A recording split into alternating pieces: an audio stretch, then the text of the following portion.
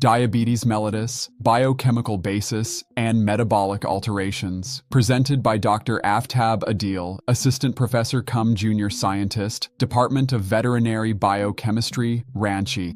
Good morning, everyone. I am Dr. AFTAB Adil. Today, I will discuss diabetes mellitus, its biochemical basis, and major metabolic alterations. By the end of this lecture, you should be able to define diabetes mellitus, describe the role of insulin, differentiate the major types, and explain its effects on metabolism.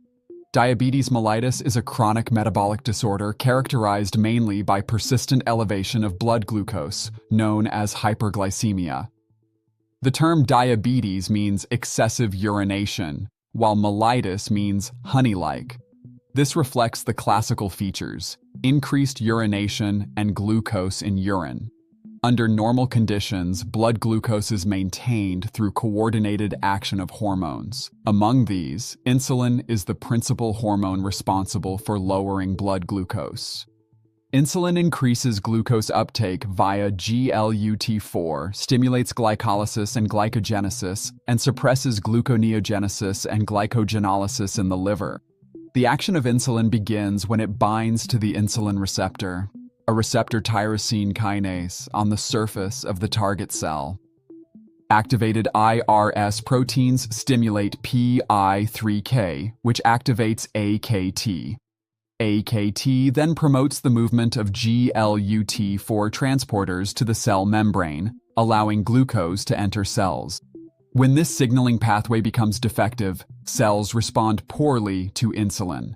This condition is called insulin resistance, a key feature of type 2 diabetes.